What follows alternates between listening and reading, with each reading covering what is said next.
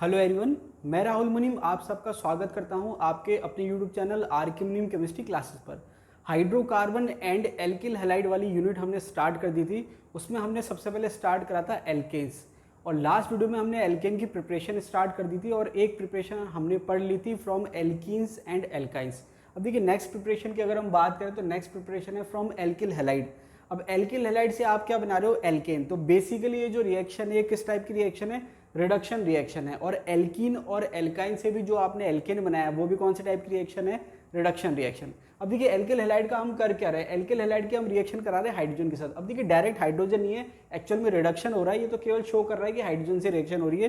Reagents जो है नीचे दे रखे हैं, तो हाइड्रोजन की रिएक्शन कराई, मतलब जो रिएजेंट है उसकी रिएक्शन कराई, तो यहाँ पर क्या होगा कि ये H और X निकल जाएगा और एक H यहाँ पर ऐड हो जाएगा। फाइनली क्या बन जाएगा, RH।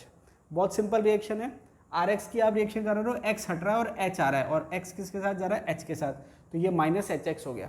अब बेसिकली जो रिएजेंट यहाँ पर हम काम में ले रहे हैं, रिडक्टेंट्स आप कह सकते हो क्योंकि यहाँ पर आप रिडक्शन करा रहे हो, तो जो रिडक्टेंट्स हैं आप रिएजेंट्स कह सकते हो। क्या क्या काम में ले रहे हैं, जिंक कॉपर कपल, साथ में इथेनॉल ले रखा है, sodium ethanol, zinc HCl, platinum और पैलेडियम और निकल, साथ में हाइड्रोजन, एल्यूमिनियम मरकरी, साथ में ethanol, lithium aluminium hydride ETC। बहुत ज़्यादा इंपॉर्टेंट रिएक्शन नहीं है लेकिन फिर भी आपको एक आइडिया होना चाहिए। अब यहाँ पर जो रिएक्शन इंपॉर्टेंट है जिस पे क्वेश्चन पूछा जाता है वो है वुड्स रिएक्शन। अब देखिए वुड्स रिएक्शन क्या है, तो यहाँ पर आपने देखा एल्किल हैलाइड की रिएक्शन आप करा रहे हो सोडियम के साथ और कंडीशन क्या है, ड्राई ईथर, सॉल्वेंट आप कह सकते हो। ड्राई ईथर में आपने सोडियम ले रखा है और RX ले रखा है, तो यहाँ पर होगा क्या है कि सोडियम जो है वो X ले लेगा और R जो है वो आपस में जुड़ेंगे।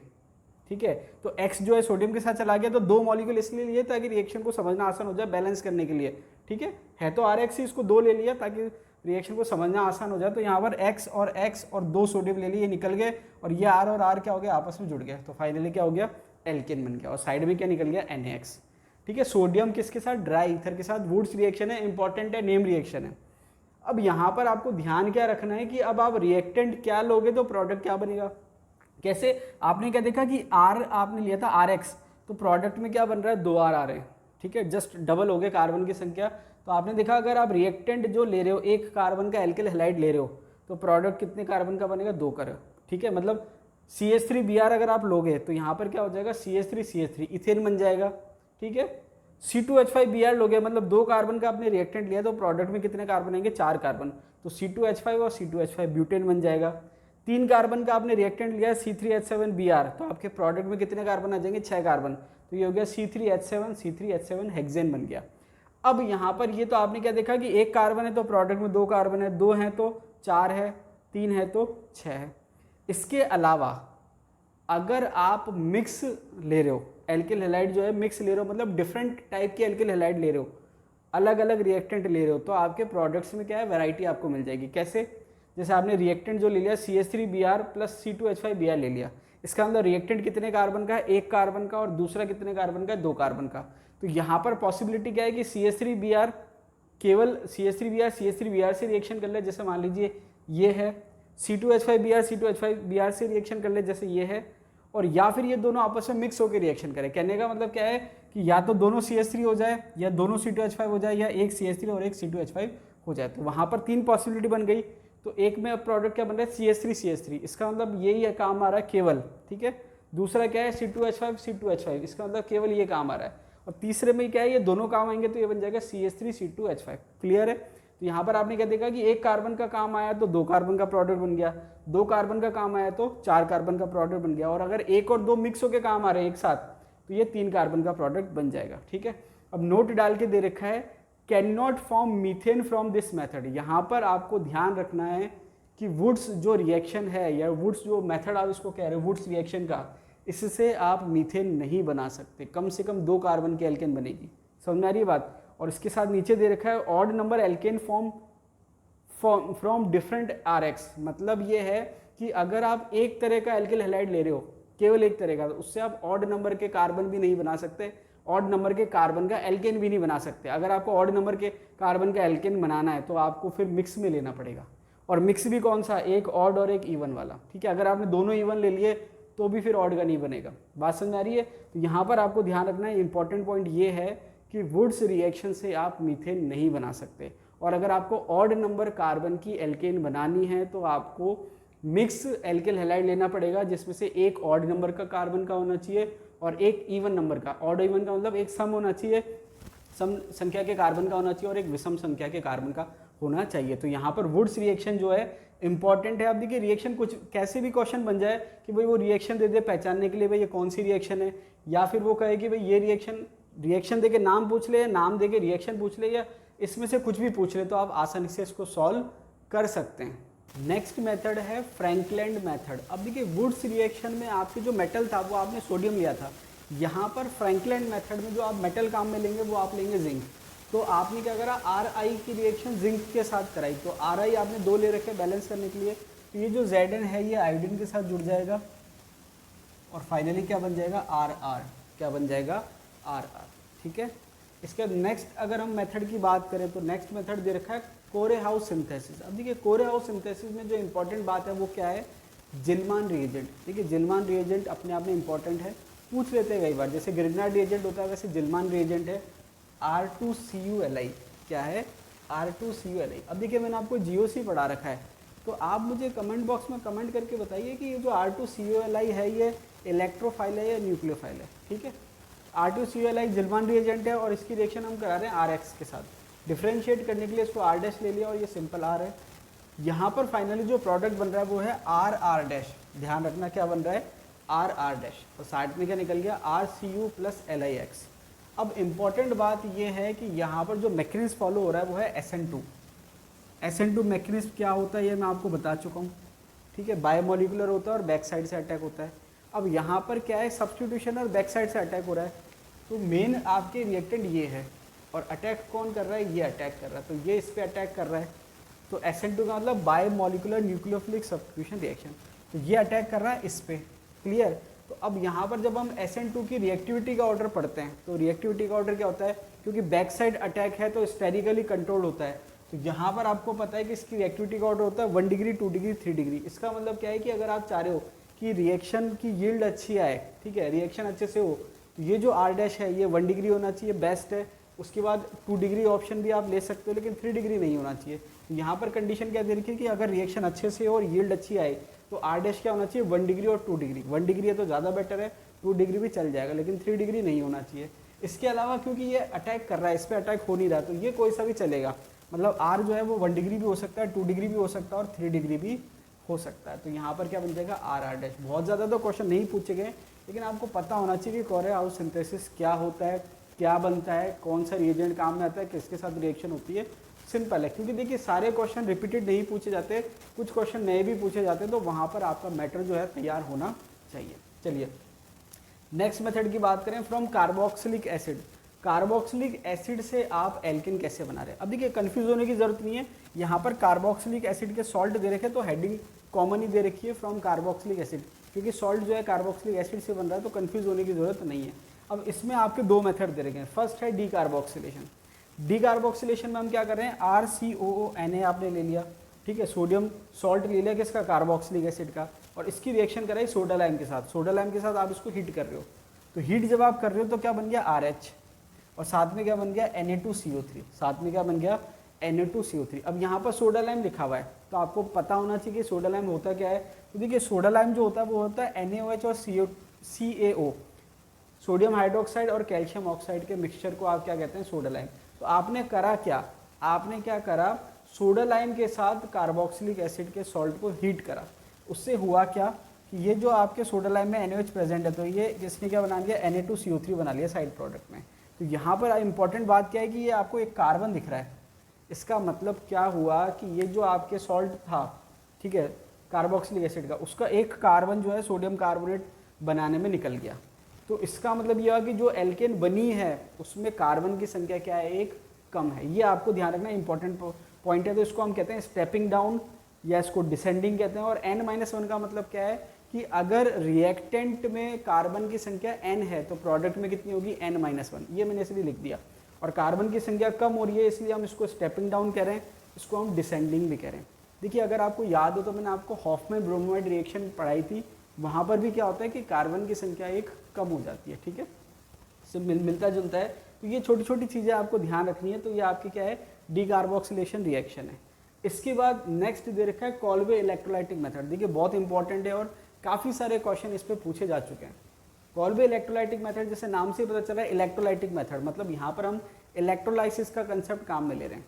तो क्या हो रहा है यहाँ पर RCOONA, सेम ये रिएक्टेंट आपके, और इलेक्ट्रोलाइसिस हम करा रहे हैं। इलेक्ट्रोलाइसिस कराने के बाद जो आपको मिल रहा है वो क्या मिल रहा है, RR का मतलब एल्केन। अब देखिए ध्यान क्या रखना है कि उसमें इसमें फर्क है, यहाँ पर RR की जगह RH है, ठीक है, कार्बन की संख्या एक कम है। यहाँ पर आपके क्या बन गया, RR नीचे लिखा हुआ है एट एनोड। अभी हम पूरा मैकेनिज्म देखेंगे। साथ में कार्बन डाइऑक्साइड, इसके अलावा दे रखा है NOH प्लस हाइड्रोजन, जो कि किस पे दे रखा है, कैथोड पे। तो अब आपको देखिए डायरेक्ट मैकेनिज्म आपको नहीं भी पता है, मान लीजिए कि आपको मैकेनिज्म याद नहीं है, तो इतना तो आप याद कर ही सकते हैं। तो इतना आपने क्या देखा, RCOONA इलेक्ट्रोलाइसिस कराया, क्या बन गया, RR मतलब एल्केन बन गया, कार्बन डाइऑक्साइड बन गया, सोडियम हाइड्रोक्साइड बन गया और हाइड्रोजन बन गया। अब आपको ध्यान क्या रखना है कि ये जो दो प्रोडक्ट है एल्केन और कार्बन डाइऑक्साइड, ये तो बन रहे हैं एनोड पे, और सोडियम हाइड्रोक्साइड और हाइड्रोजन जो है वो किस पे बन रहे हैं, कैथोड पे। अगर मैकेनिज्म याद नहीं भी है तो इतना तो याद कर ही सकते हैं। कई बार एग्जाम में पूछ रखा है कि एनोड पे क्या बन रहा है और कैथोड पे क्या बन रहा है। अब ये तो हो गया कि क्या बन रहा है, ये तो आपके याद करने की चीज़ होगी। अब कैसे बन रहा है वो मैकेनिज्म का पार्ट हो गया। तो देखिए यहाँ पर इसने पर्टिकुलर एग्जाम्पल ले लिया, रिएक्शन दे रखी है, यहाँ तो कॉमन दे रखा है जनरल R लेके। पर्टिकुलर एग्जाम्पल की अगर हम बात करें, रिएक्शन दे रखी है 2, आपके एसिडिक एसिड का सॉल्ट ले लिया, सोडियम एसिटेट आप इसको कह सकते हो, 2CH3CONA सोडियम एसिटेट ले लिया प्लस H2O। अब देखिए यहाँ पर वाटर ले रखा है, इलेक्ट्रोलाइसिस जब हम करा रहे हैं साथ में वाटर ले रखा है एज अ सॉल्यूशन या एज अ मीडियम आप कह सकते हो, तो वाटर ले रखा है। तो जब आपने इसकी रिएक्शन कराई तो फाइनली क्या बन गया, CH3CH3। अब यहाँ पर आपको ध्यान क्या रखना था कि R और R बन रहा है, इसका मतलब ये कार्बन काउंट नहीं हो रहा और इसके अलावा जो R है उसको डबल कर दिया। तो यहाँ पर आपने क्या देखा कि एक कार्बन है और ये एक कार्बन, इसको हटा दो और फिर ये कार्बन डबल हो गया CH3CH3 प्लस CO2, कितने, दो CO2 हैं, बैलेंस, ये सिंपल लिखी हुई है, बैलेंस नहीं करी हुई है। यहाँ पर इसमें बैलेंस करेंगे 2CO2 प्लस 2 NaOH, 2 NaOH बन रहे हैं और हाइड्रोजन बन रहा है। तो हमने क्या देखा कि टोटल कितने प्रोडक्ट बन गए, 4, CH3CH3, 2CO2, 2 NaOH और हाइड्रोजन। तो 2 तो आपके किस पे बनेंगे, कैथोड पे, और 2 किस पे बनेंगे, एनोड पे। ये हमने रिएक्शन देख ली। अब मैकेनिज्म की बात करते हैं। मैकेनिज्म की अगर हम बात करें तो देखिए 2CH3CONA, ठीक है। अब ये आपके क्या हो गया, आयनाइज हो गया, क्या बन गया, 2CH3CO माइनस प्लस 2Na, ठीक है। वाटर में आपने ले रखा है तो ये इसने आयन बना लिए। अब मेन बात क्या है, एट एनोड। अब एनोड पे क्या है कि ऑक्सीडेशन होता है, ये आपको ध्यान रखना है। कोई सा भी सेल हो, एनोड पे ऑक्सीडेशन होगा और कैथोड पे रिडक्शन होगा। अब देखिए साइन जो होते हैं कि प्लस है या माइनस है, वो डिपेंड करता है सेल पे कि गैल्वेनिक सेल है या इलेक्ट्रोकेमिकल सेल है या इलेक्ट्रोलाइटिक सेल है। इलेक्ट्रोकेमिस्ट्री में हम देखेंगे। तो कहने का मतलब है जो साइन होते हैं कैथोड और एनोड के, वो डिपेंड करते हैं सेल के टाइप पे, लेकिन जो रिएक्शन होती है वो फिक्स होती है, चाहे गैल्वेनिक सेल हो चाहे इलेक्ट्रोलाइटिक सेल हो। एट एनोड, एनोड पे ऑक्सीडेशन होगा और कैथोड पे रिडक्शन होगा। अब एनोड पे ऑक्सीडेशन हो रहा है और क्या बन रहा है एनोड पे, RR मतलब CH3CH3 और CO2। अब यहाँ पर रिएक्शन कैसे हो रही है, अब देखिए ऑक्सीडेशन का मतलब इलेक्ट्रॉन का त्यागना और रिडक्शन का मतलब इलेक्ट्रॉन का ग्रहण करना। ऑक्सीडेशन मतलब ऑक्सीकरण और रिडक्शन मतलब अपचयन। क्लियर है। तो देखिए 2CH3CO माइनस है, इलेक्ट्रॉन इसने निकाल दिए, एक इलेक्ट्रॉन निकालेगा तो 2 है तो 2 इलेक्ट्रॉन निकाल दिए, तो माइनस से क्या बन गया, रेडिकल बन गया, माइनस से क्या बन गया, रेडिकल। अब ये 2CH3CO रेडिकल जो बन गया, इसमें से CO2 निकल जाएगा, 2 CO2 निकल जाएंगे, तो ये 2 CO2 निकल गए तो क्या बन गया, CH3 रेडिकल, और ये 2 CH3 रेडिकल आपस में जुड़ेंगे तो क्या बन जाएगा, CH3CH3। कहने का मतलब क्या हुआ कि आपने CH3CONA ले रखा है, उसको आप देखेंगे कि वाटर में वो आयनाइज हो गया तो CH3CO माइनस बन गया और Na प्लस बन गया। अब CH3CO माइनस जो है उसका ऑक्सीडेशन होगा। अब आप खुद सोच सकते हैं कि भाई माइनस है वो क्या करेगा, इलेक्ट्रॉन त्यागेगा, और जो प्लस है वो क्या करेगा, इलेक्ट्रॉन एक्सेप्ट करेगा। तो CH3CO जो माइनस है वो इलेक्ट्रॉन त्याग के CH3CO रेडिकल बनाएगा। अब CH3CO जो रेडिकल है वो CO2 निकाल देगा, तो क्या बन गया, CH3 रेडिकल, और CH3 रेडिकल आपस में जुड़ जाएगा। तो यहाँ पर हमने क्या देखा था, एनोड में 2 तरह के प्रोडक्ट बन रहे हैं। क्या बन रहा है, एक तो CO2 बन गया और एक क्या बन गया, CH3CH3 बन गया। क्लियर है। उसके बाद जब हम बात करें कैथोड की, तो कैथोड पे क्या हो रहा है, रिडक्शन हो रहा है, और रिडक्शन के बाद क्या बन रहा है, NaOH और H2O हाइड्रोजन बन रहा है। तो देखिए यहाँ पर सोडियम पे प्लस चार्ज है तो वो क्या करेगा, इलेक्ट्रॉन लेगा, तो जो माइनस था उसने इलेक्ट्रॉन दिए और जो प्लस है वो इलेक्ट्रॉन ले रहा है। तो यहाँ पर 2 सोडियम क्या कर रहा है, 2 इलेक्ट्रॉन ले रहा है और 2 सोडियम मेटल इसने बना लिया, ठीक है। उसके बाद वो सोडियम जो है वाटर के साथ रिएक्शन कर रहा है और वाटर के साथ रिएक्शन करने के बाद NaOH बना रहा है और हाइड्रोजन गैस जो है वो लिबरेट कर रहा है। तो यहाँ पर आपके कैथोड पे रिडक्शन हो गया और क्या बन गया, NaOH और हाइड्रोजन गैस क्या हो गई, लिबरेट हो गई। तो ये आपको पूरा ध्यान रखना है, ठीक है। मैकेनिज्म अगर आपको ध्यान होगा तो समझने में आसानी होगी, और मैकेनिज्म याद नहीं भी है तो आपको ध्यान ये रखना है कि एनोड पे क्या बन रहा है और कैथोड पे क्या बन रहा है, और कार्बन की संख्या कैसे क्या चल रही है वो आपको ध्यान रखना है, ठीक है। अब यहाँ पर आपको एक चीज़ समझ में आ गई कि आपने जो कार्बन लिया था उसमें जब प्रोडक्ट को और रिएक्टेंट को आप मैच करोगे तो आपको क्या करना है कि रिएक्टेंट में से एक कार्बन कम कर दो और उसके बाद उसको 2 से गुणा कर दो। अभी मैं आपको कंक्लूजन जब लिखवाऊंगा तब समझा दूंगा कि जब आप प्रोडक्ट बना रहे हैं कि प्रोडक्ट बना क्या, तो आपने क्या करा, जितने रिएक्टेंट में कार्बन थे उसमें से एक कार्बन हटा दिया, अब बचा कितना, एक कार्बन, उसको डबल कर दो, तो ये आपके 2 कार्बन का प्रोडक्ट बन गया। अब इंपॉर्टेंट बात, CH4 नहीं बनेगा, जैसे वुड्स में हमने देखा था, यहाँ पर भी CH4 नहीं बनेगा। अब देखिए जिस भी रिएक्शन में आप देखेंगे रेडिकल रेडिकल जुड़ के एल्केन बना रहा है, जैसे वुड्स में भी क्या था, 2 एल्किल ग्रुप जुड़ के प्रोडक्ट बना रहे थे, वैसे यहाँ पर 2 रेडिकल जुड़ के प्रोडक्ट बना रहे हैं। तो जब 2 रेडिकल जुड़ के प्रोडक्ट बनाएंगे तो कम से कम 2 कार्बन का प्रोडक्ट बनेगा, ठीक है। सेम कंडीशन है कि भाई इवन का बनेगा। अगर आपको ऑड का चाहिए तो फिर आपको 2 तरह के सॉल्ट लेने पड़ेंगे, 2 तरह के सॉल्ट लेने पड़ेंगे, ऑड कार्बन का और इवन कार्बन का। चलो वो डिटेल में नहीं जा रहा मैं आपको, जैसे वुड्स में हमने करा था सिमिलर है कि अगर आप एक तरह का सॉल्ट लेंगे तो 2 कार्बन का एल्केन बनेगा। अब वो 2 कार्बन का बन सकता है, सॉरी इवन कार्बन का बनेगा, 2 कार्बन का बन सकता है, 4 का बन सकता है, 6 का बन सकता है, ऑड का नहीं बनेगा जब तक आप मिक्स नहीं लेंगे। इसके अलावा मीथेन आप नहीं बना सकते इससे। तो ये बेसिक सी चीज़ें, जैसे क्वेश्चन आता है कि कॉलवे इलेक्ट्रोलाइसिस से कौन सा एल्केन नहीं बनाया जा सकता, तो अगर आपको मीथेन ऑप्शन में दिख जाए तो आप आंख बंद करके उसको टिक कर सकते हैं कि मीथेन जो है वो आप कॉलवे इलेक्ट्रोलाइटिक मेथड से नहीं बना सकते, ना ही वुड्स मेथड से बना सकते हैं। क्लियर है? तो ये आपके है कॉलवे इलेक्ट्रोलाइटिक मेथड। अब देखिए सोडियम एसीटेट या पोटेशियम एसीटेट की जगह अगर हम 3 कार्बन का सॉल्ट लें तो यहाँ पर आप सोडियम के सॉल्ट भी ले सकते हैं और पोटेशियम के सॉल्ट भी ले सकते हैं, तो इसको आप पोटेशियम प्रोपेनोएट कह सकते हो। तो यहाँ पर अगर हम ये सॉल्ट ले रहे हैं तो यहाँ पर आप देखेंगे कि एक कार्बन तो आपके कार्बन डाइऑक्साइड में निकल जाएगा, फिर ये 2 कार्बन जो है आपस में जुड़ेंगे तो ब्यूटेन बनेगा। तो ये तो कोई नई बात नहीं है। तो कहने का मतलब है इससे जो मेन प्रोडक्ट बनेगा वो ब्यूटेन बनेगा। लेकिन अगर वो साइड प्रोडक्ट पर क्वेश्चन पूछ ले तो वो आपको ध्यान रखना है कि जैसे वो क्वेश्चन पूछ ले कि इससे क्या क्या प्रोडक्ट बन सकता है या इससे क्या प्रोडक्ट नहीं बनेगा, तो वहाँ पर अगर वो माइनर के बेस पे क्वेश्चन पूछना चाहे तो आपको नॉलेज होनी चाहिए। अगर मेजर के बेस पे क्वेश्चन पूछेगा तो आपको कोई प्रॉब्लम नहीं है, ब्यूटेन आपका आंसर हो जाएगा। तो अगर आप C2H5CO Na या C2H5CO Ka की रिएक्शन करा रहे हैं कॉलवे इलेक्ट्रोलाइटिक मेथड से, तो वहाँ पर आपके प्रोडक्ट क्या बन रहा है, ब्यूटेन मेजर प्रोडक्ट बन रहा है, साथ में आपके इथेन और इथीन जो है वो क्या बनेंगे, माइनर प्रोडक्ट। अब कैसे बनेंगे, तो ये आपको अगर याद हो तो जब मैंने आपको फ्री रेडिकल पढ़ाया था तो वहाँ पर एक रिएक्शन होती है डिसप्रपोर्शनेशन, ठीक है। क्या होती है, डिसप्रपोर्शनेशन। तो एक तो क्या होता है, रेडिकल रेडिकल जुड़ जाता है तो वहाँ तो आपके बन गया ब्यूटेन, लेकिन अगर डिसप्रपोर्शनेशन रिएक्शन हो रही है तो वहाँ बन रहा है इथेन और इथीन। कैसे, ये 2 रेडिकल आपस में जुड़ गए तो क्या बन गया, ब्यूटेन, जो कि आपके मेजर प्रोडक्ट है। अब डिसप्रपोर्शनेशन में होता क्या है कि एक जगह से या एक रेडिकल से H दूसरे रेडिकल में चल जाता है। तो जैसे यहाँ से H चला गया इस पे तो इसको H मिल गया, तो ये आपके बन गया C2H6 या CH3 कह सकते हैं। तो ये तो बन गया एल्केन, और यहाँ से एक H गया तो डबल बॉन्ड आ जाएगा, तो क्या बन जाएगा, इथीन। तो ये आपको ध्यान रखना है कि मेजर तो बनेगा ब्यूटेन और माइनर क्या बनेगा, इथेन और इथीन। हालांकि बहुत ज़्यादा क्वेश्चन नहीं पूछे गए, लेकिन आपको पता होना चाहिए, अगर एग्जामिनर क्वेश्चन पूछना चाहे तो आपके कंसेप्ट क्लियर है तो आप इसको आसानी से सॉल्व कर देंगे।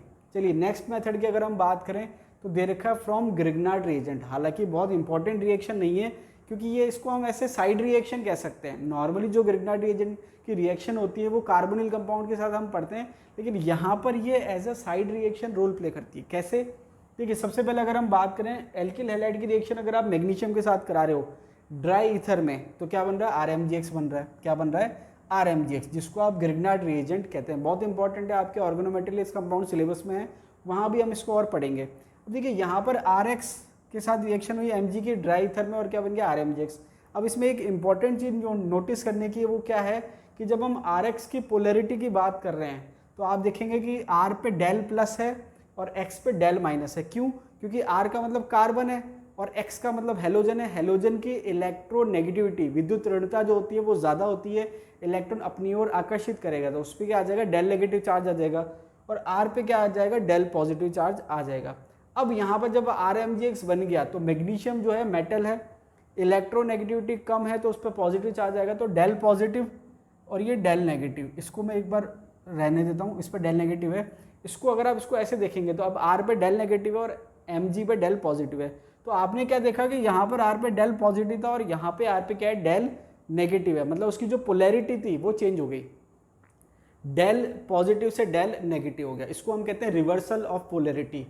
क्या कहते हैं, रिवर्सल ऑफ पोलैरिटी। और उस टर्म रिवर्सल ऑफ पोलैरिटी के लिए एक टर्म काम में आती है, वो क्या होती है, अम्पोलन। क्या काम में आती है, अम्पोलन। ठीक है, ध्यान आपको रखना है, अम्पोलन मतलब रिवर्सल ऑफ पोलैरिटी। चलिए, अब ये तो आपके ग्रिग्नार्ड रिएजेंट की फॉर्मेशन हो गया। ठीक है, अब ये रिएक्शन किससे करेगा, रिएक्शन करेगा एक्टिव हाइड्रोजन कंटेनिंग कंपाउंड, मतलब ऐसे कंपाउंड से, ऐसे मॉलिक्यूल से जिसमें एक्टिव हाइड्रोजन प्रेजेंट है, उससे ये रिएक्शन करेगा। कौन रिएक्शन करेगा, ग्रिग्नार्ड रिएजेंट। तो एक्टिव हाइड्रोजन के कंपाउंड को कॉमनली हमने जनरल फॉर्म में शो कर दिया HZ। ठीक है, H बता रहा है एक्टिव हाइड्रोजन को और Z जो है वो बाकी बचा हुआ पार्ट है वो है। तो RMGX की आपने रिएक्शन कराई HZ के साथ, तो इसमें हो क्या रहा है कि ये जो H है ये जा रहा है R के साथ और MgX जो है वो जा रहा है Z के साथ। ठीक है, तो ये क्या हो जाएगा, RH हो जाएगा और ये हो जाएगा MgXZ, जो कि साइड प्रोडक्ट है और बेसिकली आपको क्या मिल गया, RH मिल गया। ठीक है, अब यहाँ पर आप मुझे बता सकते हैं कमेंट बॉक्स में कमेंट करके कि जो RMGX होता है उसको आप किस कैटेगरी में डालेंगे, इलेक्ट्रोफाइल की कैटेगरी में डालेंगे या न्यूक्लियोफाइल की कैटेगरी में डालेंगे, या ये दोनों ही नहीं होता। ठीक है, कमेंट बॉक्स में मुझे कमेंट करके बताइए कि ये क्या होता है। आपको मैंने GOC में पढ़ा रखा है। ठीक है, इलेक्ट्रोफाइल और न्यूक्लियोफाइल का क्लासिफिकेशन पढ़ाया था, वहाँ पर पढ़ा रखा है। ठीक है, चलिए, अब यहाँ पर HZ जो है एक्टिव हाइड्रोजन कंटेनिंग कंपाउंड है और वो क्या क्या हो सकते हैं, वाटर हो सकता है। ठीक है, अब देखिए आपने देखा ड्राई ईथर में हमने फॉर्म करा है, क्यों, क्योंकि अगर आप वाटर लोगे तो पहले तो मैग्नीशियम और सोडियम जो है ये रिएक्टिव मेटल है, सोडियम की रिएक्टिविटी ज़्यादा होती है और ग्रिग्नार्ड रिएजेंट बन गया, बनने के बाद ये वाटर से रिएक्शन कर लेगा। तो इसको आप बनाएंगे तो वाटर में तो बना नहीं सकते, अगर बना भी लिया तो फिर वाटर से रिएक्शन कर लेगा, इसलिए हम ड्राई ईथर में बनाते हैं इसको। तो वाटर जो है एक्टिव हाइड्रोजन कंटेनिंग कंपाउंड है, रिएक्शन कर लेगा। एसिटिक एसिड हो गया, CH3CH2OH, एल्कोहल हो गया, थायो एल्कोहल हो गया, अमोनिया हो गया, अमीन हो गया, इथाइन हो गया, ETC। तो यहाँ पर एक्टिव हाइड्रोजन कंटेनिंग कंपाउंड अगर है जिसमें एक्टिव हाइड्रोजन प्रेजेंट है, वो क्या करता है, ग्रिग्नार्ड रिएजेंट के साथ रिएक्शन करता है और एक्टिव हाइड्रोजन ग्रिग्नार्ड रिएजेंट के जो R है उसके साथ जुड़ जाता है और एल्केन बना लेता है। ठीक है, बाकी साइड प्रोडक्ट में निकल जाएगा, ये आपने पढ़ लिया। अब इसमें एक इसकी एप्लीकेशन आप कह सकते हैं ज़ेरेविटिनॉफ मेथड।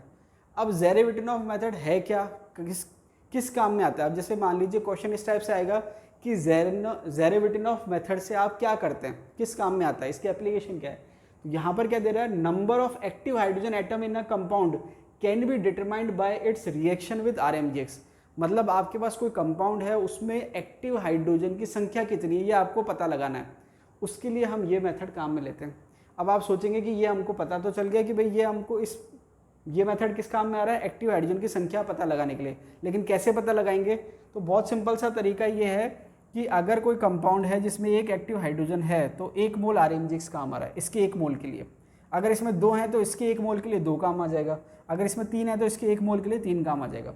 तो कितने रेशो में रिएक्शन हो रही है उसके हिसाब से आप क्या कर सकते हैं, एक्टिव हाइड्रोजन की संख्या पता लगा सकते हैं। इसको हम क्या कह रहे हैं, ज़ेरेविटिनॉफ मेथड। ठीक है, एग्जाम में पूछ रखा है। एक जेसल मेथड भी होता है, वो भी हम आगे अगर आएगा तो पढ़ेंगे। चलिए आगे दे रखा है, नेक्स्ट रिएक्शन है reduction of alcohols, aldehydes, ketones and acid by red phosphorus and HI। अब देखिए कॉमन रिएक्शन है, एग्जाम के पॉइंट ऑफ व्यू से बहुत ज़्यादा इंपॉर्टेंट नहीं है, ज़्यादा नहीं पूछी जाती, लेकिन फिर भी आपको नॉलेज होनी चाहिए।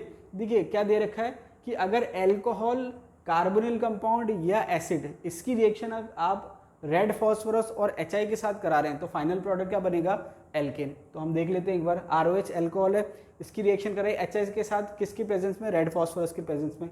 तो ये आपके जो OH है ये किस में कन्वर्ट हो गया, H के साथ, H में कन्वर्ट हो गया। अब यहाँ पर क्या है कि ऑक्सीजन निकल रहा है, क्या हो रहा है, ऑक्सीजन निकल रहा है, मतलब कार्बन और ऑक्सीजन के बीच का बॉन्ड ब्रेक हो रहा है। तो जब ऑक्सीजन निकल जाएगा तो यहाँ H आ गया, तो ये हो गया RH और आयोडीन अलग से निकल गया और ये जो आयोडीन के साथ H था ये रिडक्शन में काम आया, इसने वाटर बना लिया। तो साइड प्रोडक्ट आपके हैं आयोडीन और वाटर। तो यहाँ पर कार्बोनिल है तो यहाँ पर HI की जो संख्या है, यहाँ पर आपने 2 लिए, यहाँ 4 हो जाएंगे। 4 लेने के बाद आपके क्या बन जाएगा, RCH3 और साइड में आपके आयोडीन हो जाएगा और वाटर साइड प्रोडक्ट निकल जाएगा।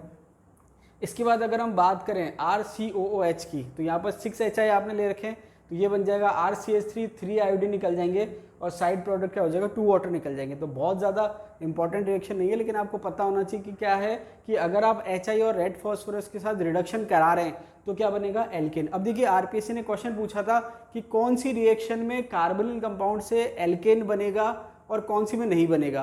तो यहाँ पर आपके कुछ रिएक्शंस हैं इंपॉर्टेंट जिसमें आप रिडक्शन करा रहे हैं और कार्बोनिल से सीधा क्या बन रहा है, एल्केन। उसमें एक एग्जाम्पल ये है, क्लियर। नेक्स्ट आपके मेथड दे रखा है क्लीमेंशन रिडक्शन। तो क्लीमेंशन रिडक्शन भी सेम है, कार्बोनिल कंपाउंड से डायरेक्ट एल्केन बनाने का तरीका। तो ये आपके एक मेथड ये हो गया, दूसरा ये हो गया, तीसरा भी हम इसके आगे पढ़ेंगे। तो देखिए क्लीमेंशन रिडक्शन इंपॉर्टेंट रिएक्शन है, कई बार एग्जाम में पूछी जाती है। क्या होती है क्लीमेंशन रिडक्शन, कि आपने कीटोन की रिएक्शन कराई, बेसिकली कीटोन लेते हैं क्योंकि उसकी रिएक्टिविटी ज़्यादा होती है। कार्बोनिल में आपके कार्बोनिल भी शो कर सकते हैं, लेकिन ये जो रिएक्शन है बेसिकली हम कीटोन के लिए लिखते हैं।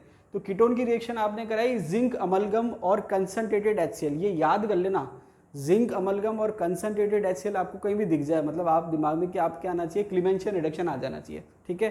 कीटोन की रिएक्शन कराई जिंक अमलगम और कंसंट्रेटेड HCl के साथ, क्या बन गया, RCH2R, मतलब क्या बन गया, एल्केन बन गया। क्या बन गया, alkene, plus H2O side product है। For this reaction ketones are more reactive than aldehyde. मतलब देखिए नॉर्मली आपको मैंने रिएक्टिविटी पढ़ा रखी है कि एल्डिहाइड की रिएक्टिविटी ज़्यादा होती है किससे, कीटोन से। लेकिन इस पर्टिकुलर रिएक्शन की अगर हम बात करें क्लीमेंशन रिडक्शन की, तो क्लीमेंशन रिडक्शन में कीटोन की रिएक्टिविटी ज़्यादा होती है एल्डिहाइड से। इसलिए जब आप देखेंगे कि बुक्स में क्लीमेंशन रिडक्शन का एग्जाम्पल दे रखा है तो वो कीटोन को लेकर एग्जाम्पल दे रखा होता है। तो फाइनली हमने क्या देखा कि क्लीमेंशन रिडक्शन में आप कीटोन की रिएक्शन करा रहे हैं जिंक अमलगम और कंसंट्रेटेड HCl के साथ, और फाइनली प्रोडक्ट क्या बन रहा है, एल्केन, और वाटर क्या निकल रहा है एज अ साइड प्रोडक्ट। तो आपको ध्यान क्या रखना है, जिंक अमलगम और कंसंट्रेटेड HCl। अब देखिए जिंक अमलगम का मतलब यहाँ पर क्या है, ये अलॉय है। अगर मरकरी के साथ दूसरे मेटल का हम अलॉय बनाते हैं उसको हम अमलगम कहते हैं। तो जिंक के साथ मरकरी है तो जिंक अमलगम हो जाएगा, किसी और मेटल के साथ मरकरी होगा तो क्या हो जाएगा, किसी और मेटल का अमलगम हो जाएगा। तो ये क्या है आपके क्लीमेंशन रिडक्शन। 2 मेथड हमने पढ़ लिए जिसमें हम कार्बोनिल से डायरेक्ट एल्केन बना सकते हैं, एक रेड फॉस्फोरस HI के साथ, एक क्लीमेंशन रिडक्शन। थर्ड है आपके वुल्फ किश्नर रिडक्शन। अब देखिए क्लीमेंशन रिडक्शन और वुल्फ किश्नर रिडक्शन पे कई बार क्वेश्चन आता है। अब देखिए ये आपके एल्केन में भी आप पढ़ रहे हो और कार्बोनिल जब आप पढ़ोगे कार्बोनिल कंपाउंड्स वहाँ पर भी आएगा, बहुत इंपॉर्टेंट है, कई बार क्वेश्चन आता है। और इस बार RPSC का जो स्कूल लेक्चर का क्वेश्चन पेपर था उसमें भी क्वेश्चन पूछा गया है। क्वेश्चन इस टाइप से था कि किसमें आप जो है कार्बोनिल से डायरेक्ट एल्केन बना सकते हो और किसमें एल्कोहल। तो देखिए 4 रिएक्शन दे रखी थी, तो वहाँ पर आपको ये पहचानना था कि किसमें एल्कोहल बनता है और किसमें आपके एल्केन बनता है, ठीक है। एग्जैक्ट क्वेश्चन जब हम देखेंगे तब मैं आपको पढ़ा दूंगा।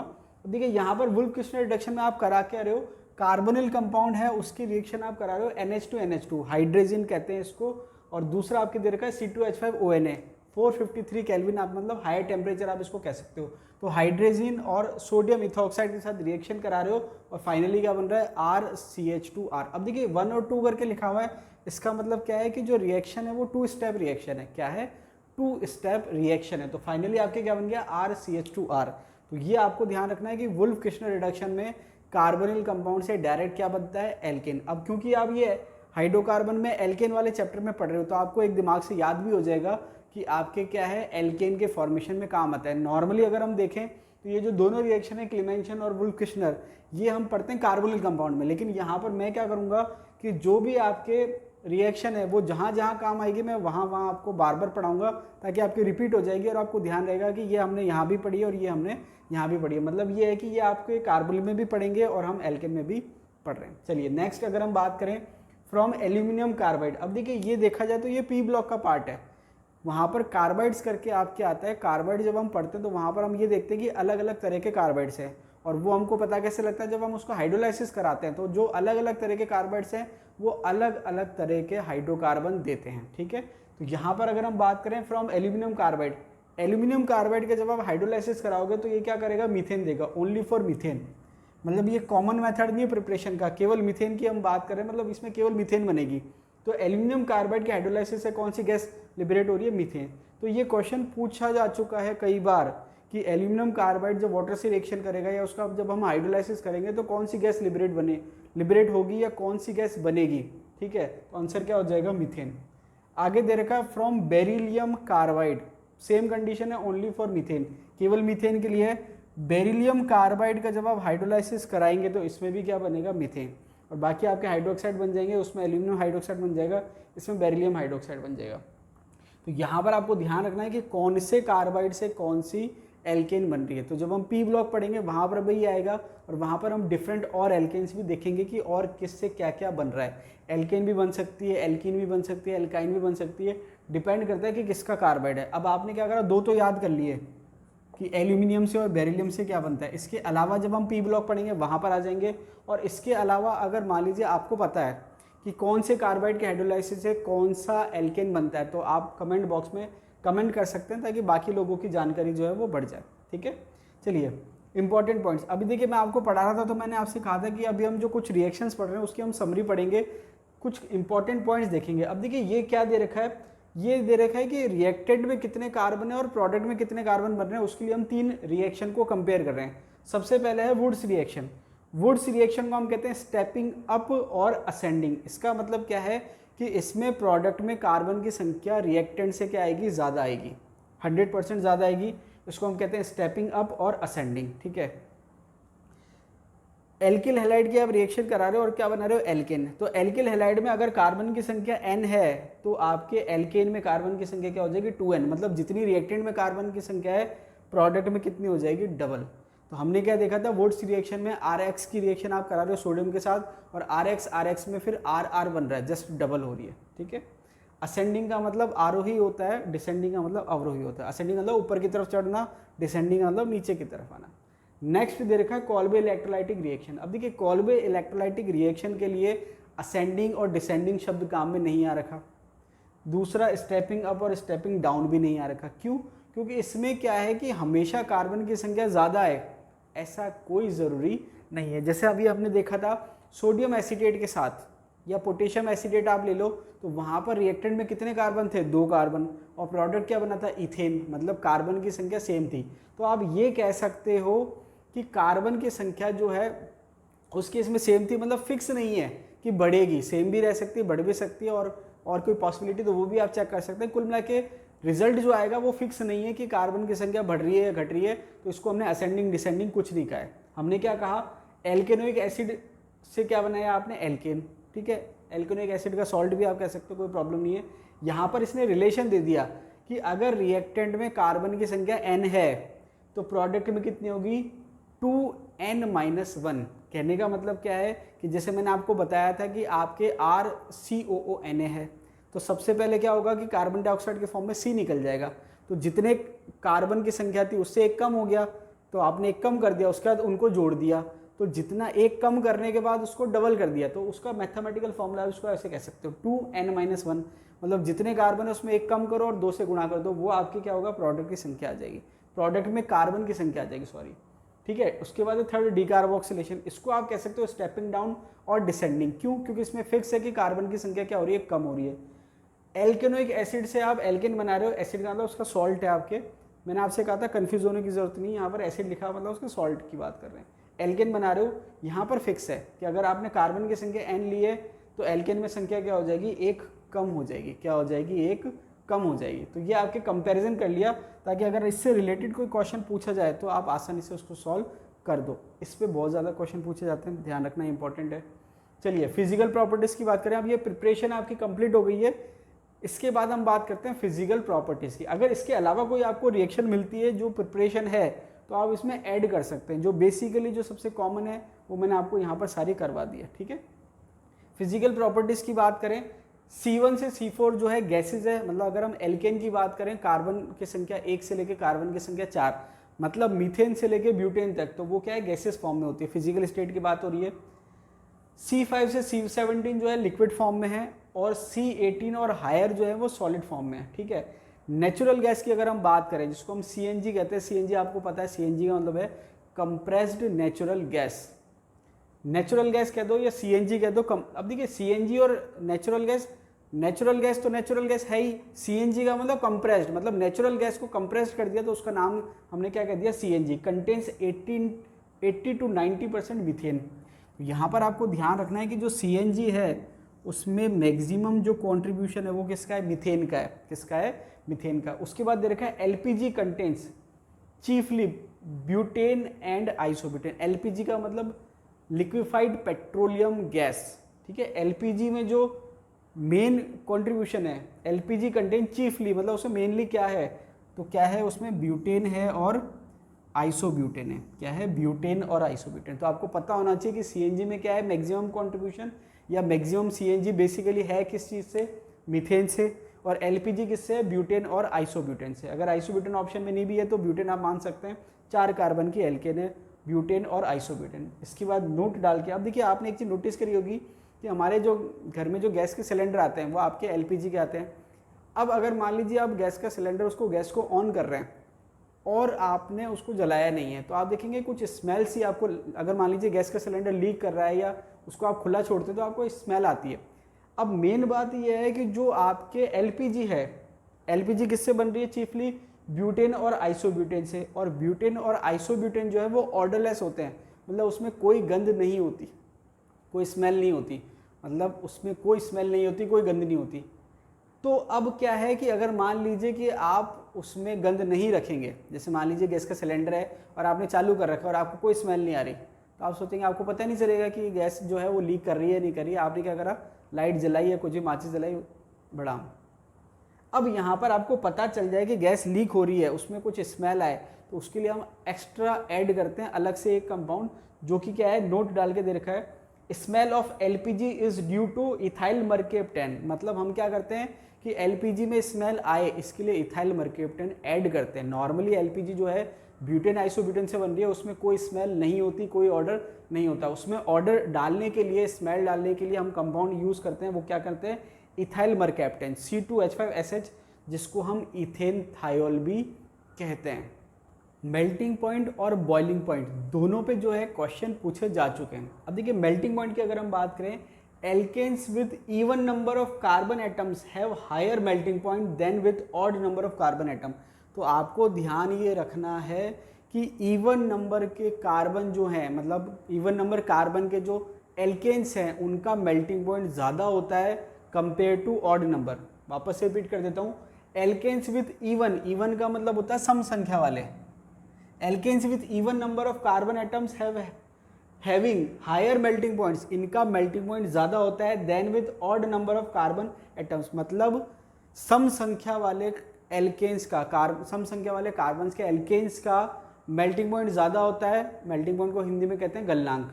मेल्टिंग पॉइंट ज़्यादा होता है किसकी तुलना में, विषम संख्या। और इसका कारण क्या है कि इवन नंबर ऑफ कार्बन्स के जो एल्केन्स होते हैं, उनकी जो पैकिंग होती है वो एफिशिएंट होती है, मतलब उनकी पैकिंग अच्छी होती है, सॉलिड में जो पैकिंग होती है, और ऑड नंबर वाले कार्बन की जो पैकिंग होती है वो इतनी अच्छी नहीं होती। अब देखिए मेल्टिंग पॉइंट की बात कर रहे हैं, मतलब सॉलिड की बात कर रहे हैं, क्लियर है। तो यहाँ पर इवन नंबर कार्बन की पैकिंग अच्छी होती है, इसलिए इसका मेल्टिंग पॉइंट ज़्यादा होता है compare to odd number.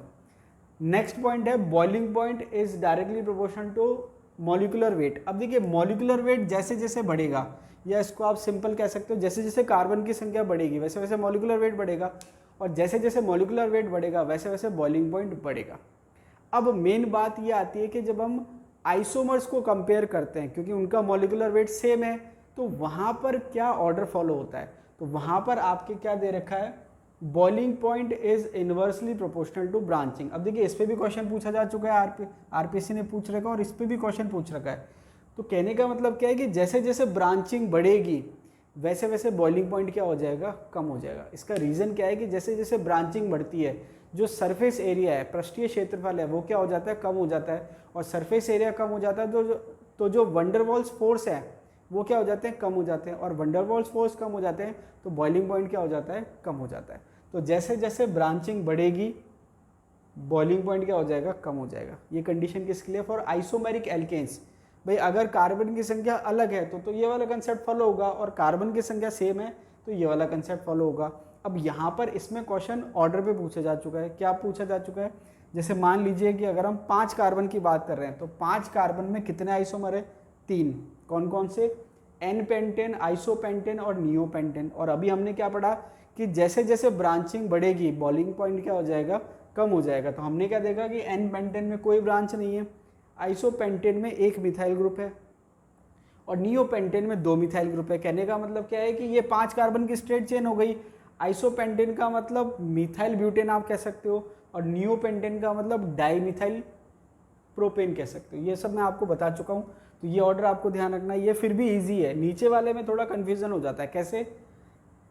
N hexane 6 carbon की चेन है, 3 मिथाइल पेंटेन 5 कार्बन की चेन है, ठीक है, 2 मिथाइल पेंटेन 5 कार्बन की चेन है। तो कन्फ्यूजन यहाँ होता है। कन्फ्यूजन क्या है कि भाई ये भी 5 कार्बन की चेन और ये भी 5 कार्बन की चेन, इसमें भी एक सब्सटीट्यूएंट या एक ब्रांच 3 मिथाइल पे, इसमें भी एक सब्सटीट्यूएंट या एक ब्रांच 2 मिथाइल पे।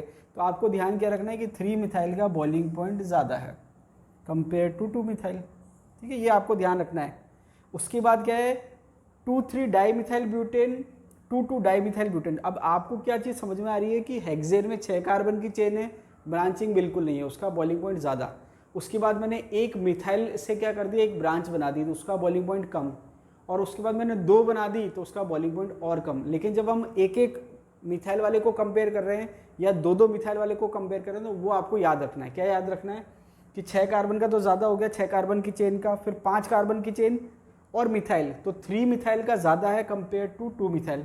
उसके बाद 4 कार्बन की चेन मतलब ब्यूटेन, तो 2 मिथाइल ग्रुप आ जाएंगे, तो 2,3 डाईमिथाइल ज़्यादा है कंपेयर टू 2,2 डाईमिथाइल। इसको आप ऐसे याद रख सकते हो कि 2 से ज़्यादा 3 होता है, तो 3 ज़्यादा है तो इसका बॉइलिंग पॉइंट भी क्या होगा, ज़्यादा होगा, ऐसे याद रख सकते हो। तो 3 का ज़्यादा 2 से और 2-3 का ज़्यादा किससे, 2-2 से। तो ये आपको ध्यान रखना है। ये ऑर्डर, क्योंकि 3 मिथाइल और 2 मिथाइल क्या हो गए, कन्फ्यूज़ कर देंगे आपको। क्यों? क्योंकि ब्रांचिंग तो सेम है लेकिन पोजीशन डिफरेंट है, ठीक है, ये आपको याद रखना है। अब इसके बाद मैं आपको नॉलेज के लिए बता देता हूँ। पहले आरपीएससी जब काफ़ी टाइम पहले एग्जाम होते थे तब इस टाइप पे क्वेश्चन पूछ रखे हैं, अभी लेटेस्ट में तो नहीं पूछे। अब देखिए ऑक्टेट नंबर की अगर हम बात करें तो ऑक्टेट नंबर क्या होता है? Percentage by volume of isooctane in the mixture of isooctane and n heptane. तो ये तो हमने बात करी कि ऑक्टेन नंबर होता क्या है। ऑक्टेन नंबर का मतलब क्या है? Percentage by volume of iso octane. Percentage by volume, देखिए ये एक तरह की कंसंट्रेशन की यूनिट्स होती है, सॉल्यूशन वाले चैप्टर में हम पढ़ेंगे डिटेल में। ऑक्टेन नंबर क्या है? Percentage by volume of isooctane in the mixture of isooctane and n heptane. तो ये आपको पता होना चाहिए कि ऑक्टेन नंबर का मतलब क्या है। अब दूसरा पॉइंट ये है कि ऑक्टेन नंबर काम क्या आता है, किस चीज़ में काम आता है। तो यहाँ पर ये दे रखा है, octane number is used to check the quality of petrol. Petrol की क्वालिटी चेक करने के लिए ऑक्टेन नंबर काम में आता है। तो ये आपको पता होना चाहिए कि ऑक्टेन नंबर किस काम आता है, पेट्रोल की क्वालिटी को चेक करने के लिए। और ऑक्टेन नंबर होता क्या है? परसेंटेज बाय वॉल्यूम किसका? आइसो ऑक्टेन का। किस में? मिक्सचर में किसके? आइसो ऑक्टेन और n heptane. Same to same cetane number है। ऑक्टेन नंबर किसकी चेक कर रहा है क्वालिटी? पेट्रोल की। सीटेन नंबर किसकी चेक कर रहा है क्वालिटी? डीजल की। अब यहाँ पर ये देखिए, ये पेट्रोल की चेक कर रहा है और ये किसकी क्वालिटी चेक करता है? यहाँ लिख देता हूँ डीजल की,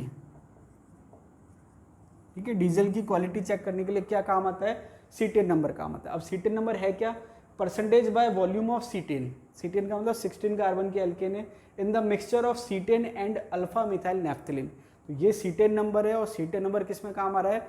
डीजल की क्वालिटी चेक करने के काम आ रहा है। इसके अलावा एक छोटा सा पॉइंट और बताता हूँ, C2H5 4PB tetra ethyl lead, जिसको शॉर्ट में आप टेल कह सकते हो, ये हम काम में लेते हैं as a anti knocking agent. Anti knocking agent का मतलब क्या है कि जब हम गाड़ी चला रहे हैं या इंजन चला रहे हैं तो पेट्रोल का क्या हो रहा है? कंबशन हो रहा है। कंबशन का मतलब कंबशन रिएक्शन हो रही है। तो कंबशन रिएक्शन क्या होती है? फास्ट होता है। इससे क्या होता है? जो पेट्रोल का जो टंकी है या जो इंजन है वो आवाज़ करने लग जाती है। इंजन जो है उसको आवाज़ करने लग जाता है, तो वहाँ पर उसकी रिएक्शन की रेट को कम करने के लिए हम टेट्रा इथाइल लेड काम में लेते हैं। अब देखिए नॉक का मतलब क्या है? जैसे मैंने कहा नॉक, तो ये क्या है? आवाज़ आ रही है। तो एंटी नॉकिंग मतलब आवाज़ ना आए, भाई रिएक्शन फास्ट होगी तो आवाज़ आएगी, इसको नॉकिंग कह रहे हैं। तो हम रिएक्शन की रेट को कम करना चाह रहे हैं, उसकी स्पीड को कम करना चाह रहे हैं, तो हमने क्या करा? नॉक का अपोजिट कर रहे हैं एंटी नॉकिंग, मतलब उसकी रेट को कम करने के लिए। तो हम इसको ऐसे कह सकते हैं, ये नेगेटिव कैटेलिस्ट के फॉर्म में काम आता है। क्या है? Tetra ethyl lead. तो ये बेसिक मैंने आपको इंट्रोडक्शन नॉलेज के लिए बता दिया कि ऑक्टेन नंबर क्या होता है, सीटेन नंबर क्या होता है, टेट्रा इथाइल लेड क्या होता है। ये पेट्रोलियम से रिलेटेड जो है टर्मिनोलॉजी है और कंसेप्ट है। तो ये आपके एल्केन के जो हैं मेथड ऑफ प्रिपरेशन कंप्लीट हो गए और फिजिकल प्रॉपर्टी कंप्लीट हो गई। नेक्स्ट वीडियो में हम पढ़ेंगे केमिकल रिएक्शंस ऑफ एल्केन या केमिकल प्रॉपर्टीज ऑफ एल्केन। तो जो एल्केन वाला पार्ट है वो आपके क्या हो जाएगा? नेक्स्ट वीडियो में कंप्लीट हो जाएगा। अभी के लिए इतना ही, मिलते हैं अगले वीडियो में, तब तक के लिए धन्यवाद।